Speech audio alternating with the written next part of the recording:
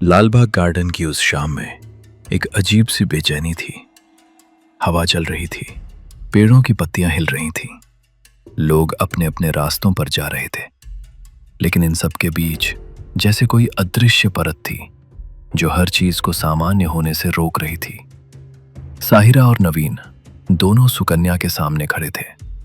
उनकी नजरों में उम्मीद भी थी और डर भी, क्योंकि उन्हें महसूस हो चुका था कि अब जो सुना जाएगा उसके बाद कुछ भी पहले जैसा नहीं रहेगा। साहिरा ने हिम्मत करके पूछा, क्या शिवानी की मौत के पीछे डायरेक्टर अलका मेहरोत्रा का हाथ है? सुकन्या ने तुरंत जवाब नहीं दिया। उसने पहले गहरी सांस ली, जैसे शब्दों को तौल रही हो।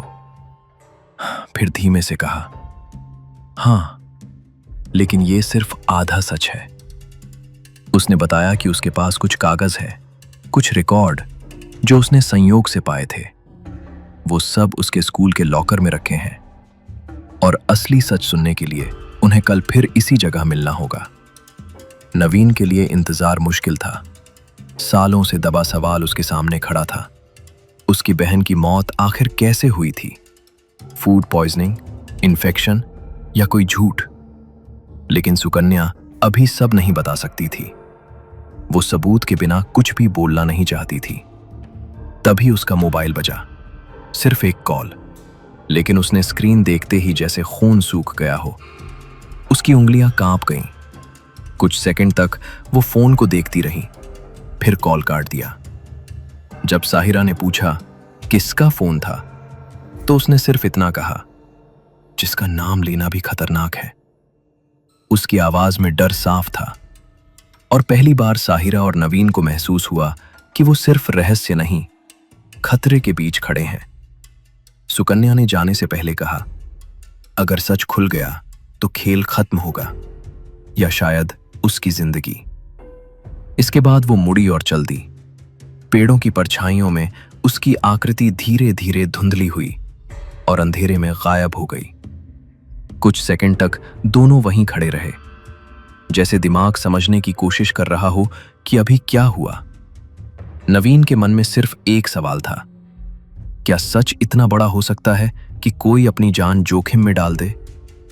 साहिरा ने महसूस किया, अब यह सिर्फ एक रहस्य नहीं रहा, यह किसी बड़ी साजिश की शुरुआत है। दोनों गार्डन से बाहर निकलने लगे।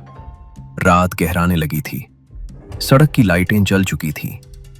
चारों तरफ सामान्य शहर का शोर था, और तभी एक तेज ब्रेक की चीख और उसके तुरंत बाद भयानक टक्कर की आवाज। लोग भागते हुए उस तरफ दौड़े। साहिरा और नवीन भी दौड़े। सड़क पर एक स्कूटी बुरी तरह टूटी पड़ी थी और कुछ दूरी पर एक शरीर। जब उन्होंने पास जाकर देखा, वो सुकन्या थी। उसके सिर से खून बह रहा था, सांसें टूटी हुई थीं और आंखें आधी खुली।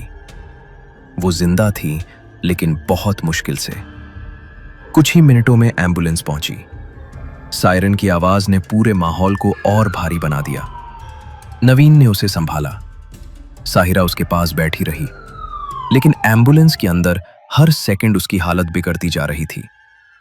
उसी वक्त साहिरा को एहसास हुआ, यह हादसा नहीं हो सकता, क्योंकि सच बोलने से ठीक पहले ही हमला हुआ था। अस्पताल पहुंचते ही डॉक्टर उसे आईसीयू में ले गए।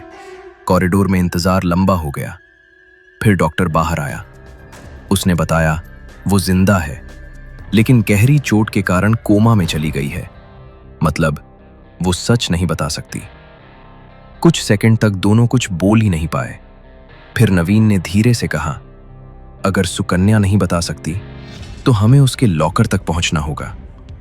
अब उनके सामने सिर्फ एक रास्ता था, खुद सच ढूंढना। क्योंकि अब सवाल सिर्फ ये नहीं था कि शिवानी कैसे मरी। सवाल ये था, किसने उन्हें सच के करीब पहुंचने से रोकने की कोशिश की? क्या सच में डायरेक्टर अलका ही इस खेल की मास्टरमाइंड है, या कोई और जो अब तक परछाई बनकर सब देख रहा है? उस रात पहली बार दोनों को महसूस हुआ, अब ये सिर्फ एक कहानी नहीं रही, ये एक जंग बन चुकी है।